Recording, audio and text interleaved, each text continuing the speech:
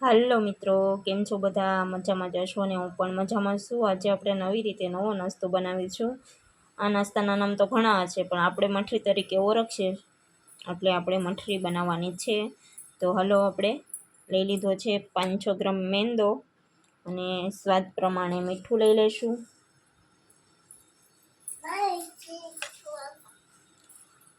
સ્વાદ પ્રમાણે મીઠું એડ કરી દીધું છે. અને આ મઠરી ખાવામાં ખૂબ જ ટેસ્ટી અને નવો નાસ્તો તરીકે ઓળખાય છે. તો આપણે જો એમાં ને આખું જીરું એડ કરવાનું છે. આખું જીરાને થોડુંક બે હાથની વચ્ચે ક્રશ કરી અને એડ કરવાનું છે. સ્વાદ પ્રમાણે આપણે તમને પસંદ હોય તો અજમા થોડાક એડ કરવાના છે. તો અજમાને પણ આપણે બે હાથની વચ્ચે ક્રશ કરીને એડ કરવાના છે. તો હાલો બધું એડ કરી દઈએ. પછી આપણે જો આમાં મોણમાં તમારે તેલ એડ કરવું હોય ને તો તેલ એડ કરી શકો છો, અને તેલ ન કરવું હોય તો તમે ઘીનું પણ મોણ નાખી શકો છો. મઠરીમાં ખૂબ જ ટેસ્ટી લાગે છે ઘીનું મોણ, એટલે તમારે ઘીનું મોણ નાખવું હોય તો ઘીનું મોણ નાખી શકો, અને નકર ઘીનું હોય તો તમે તેલનું પણ મોણ નાખી શકો છો. તો હાલો હવે જીરું અને અજમા એડ કરી દઈએ એમાં. તો આપણે જો જીરું, મીઠું, અજમા અને તેલ એડ કરી દીધું છે. હવે સરસ રીતે આ રીતે આમ મિક્સ કરી લઈશું, અને મિક્સ કર્યા પછી આપણે આ રીતે આમ મુઠ્ઠી વળે એટલું મોણ રાખવાનું છે. અને પછી સ્વાદ પ્રમાણે આપણે લોટ એકદમ સરસ બંધાય, કઠણ નહીં અને બહુ ઢીલો પણ નહીં એવો લોટ બાંધવાનો છે. એટલે આપણે જરૂર પડશે એટલું પાણી લેતા જઈશું અને સરસ લોટ બાંધતા જઈશું. જો આપણો સરસ રીતે લોટ બંધાઈને તૈયાર થઈ ગયો છે. હવે એને 5-10 મિનિટ માટે આપણે રેસ્ટ આપી દઈશું અને ઢાંકીને મૂકી દઈશું. ત્યાં સુધીમાં આપણે તેલ ગરમ કરવા થોડું થોડું મૂકી દઈશું. આપણે મઠરી બનાવવામાં તેલ મીડિયમ ગરમ હોવું જોઈએ, બહુ વધારે ગરમ નહીં. તમારે વણીને પછી તેલ મૂકવું હોય તો પણ મૂકી શકો છો. તો હાલો આપણે બાકીની તૈયારી કરીએ, ત્યાં સુધી લોટને રેસ્ટ આપી દેશું. આપણે જો મઠરીને એકદમ ફૂલેલી અને પડવારી બનાવવા માટે આપણે 2 મોટી ચમચી કોર્નફ્લોર અને 1 મોટી ચમચી જેટલું ઘી એડ કરી દીધું છે, અને એને સરસ રીતે મિક્સ કરી લઈશું. આને આપણે મઠરીની ઉપર લેયર બનાવવા માટે આપણે આમાં ચોપડતું જવાનું છે, અને મઠરી સરસ રીતે પડવારી બને એવી રીતના લેયર થાય એટલા માટે આપણે બેટર તૈયાર કર્યું છે. આપણે જો મીડિયમ સાઇઝના આપણે લુવા કરી લેવાના છે. આપણો લોટ સરસ રીતે મૂળમાં આવી ગયો હતો, અને આપણે આ રીતના મીડિયમ સાઇઝના લુવા બનાવી લેવાના છે, અને આ રીતે ગોળ શેપ આપી દેવાનો છે. પછી એને આપણે નાની પૂરીની જેમ વણી લેવાના છે. આપણે જો મીડિયમ સાઇઝની આ રીતની પૂરી વણી લેવાની છે, અને પૂરીમાં વણ્યા પછી જે આપણે આ કોર્નફ્લોરનું બેટર બનાવીને રાખ્યું છે એને ઉપરથી લગાવી દઈશું. આ રીતે સરખું આપણે બધી બાજુ લેયર લગાવી દઈશું અને પૂરી બનાવતા જઈશું. લેયર લગાવાઈ જાય પછી આ રીતે ફોલ્ડ કરી દઈશું, પાછું ઉપરથી લગાવીશું. એક ભાગમાં તમે લગાવો તો પણ ચાલશે. પછી આપણે આ રીતે પાછી વાળી દઈશું, અને પછી આને ઉપર 1-2 વેલણ ફેરવી દેવાના છે. જાજુ આપણે ભાર દઈને વણવાનું નથી, ખાલી આ રીતે આમ થોડું થોડું પ્રેસ કરી દઈશું, વધારે નથી કરવાનું. આ રીતે પછી આપણી આ રીતની સમોસા ટાઈપની પૂરી થઈ જશે તૈયાર. તો આપણી મઠરી છે તૈયાર. તો આ રીતે હાલો બધી મઠરી તૈયાર કરી લઈશું.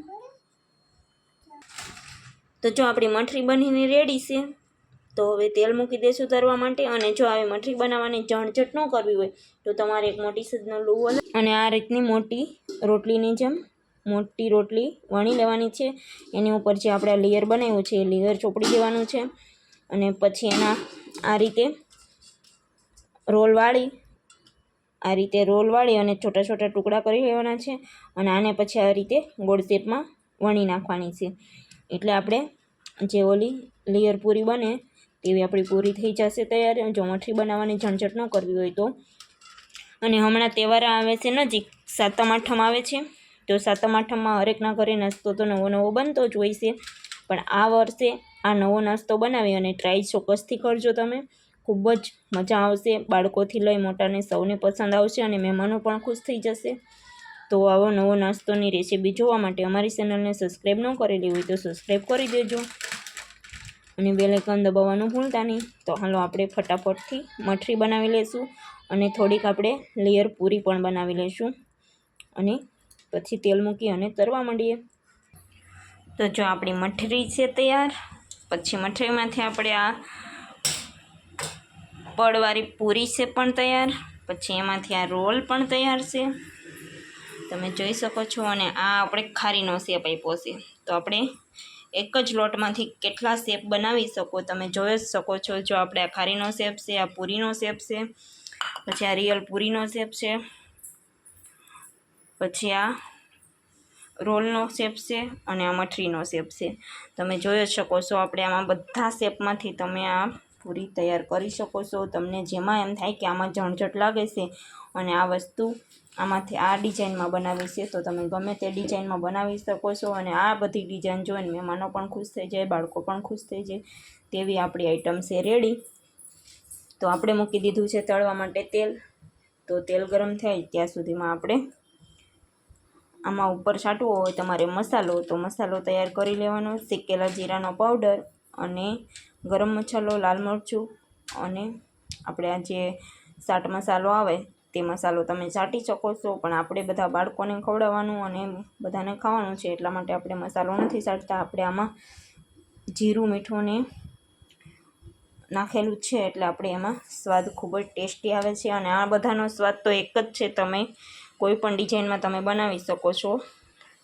તો આ અમારી રેસીપી તમને કેવી લાગી છે, તમને જે આમાંથી ડિઝાઇન ગમે એ કોમેન્ટમાં કહેજો જરૂરથી કે અમને આ ડિઝાઇન પસંદ આવી છે તો આપણે ફરીવાર એ ડિઝાઇનમાં બનાવીશું। તો હાલો હવે તેલ આપણું ગરમ થઈ ગયું છે। મીડિયમ ગેસ પર જ આપણે તરવાનું છે, બહુ ફૂલ ગેસ નથી રાખવાનો। તો આપણું તેલ ગરમ થયું કે નહીં એ જોવા માટે આપણે થોડો લોટનો ટુકડો એમાં એડ કરશું। આપણું હજી બહુ તેલ ગરમ નથી થયું, મીડિયમ જ છે, થોડી વાર માટે ગરમ થવા દઈશું હજી। તો જો આપણે પડવાળી પૂરી મૂકી દીધી છે તરવા। તો જો આપણે સરસ ગોલ્ડન બ્રાઉન થાય ત્યાં સુધી તરી લઈશું। તમે જોઈ શકો છો આપણે આ રીતે ઉલટાવતા રહીશું અને આપણે ગેસની આંચ મીડિયમ જ રાખવાની છે। મીડિયમ આંચ પર જ આપણે તરશું। પછી કોઈ તમને એમ લાગે કે પાછા જેવી લાગે તો એને ઉલટાવતું રહેવાનું। તો આ રીતે સરસ ગોલ્ડન બ્રાઉન નહીં થાય ત્યાં સુધી બધીને તરવાની છે।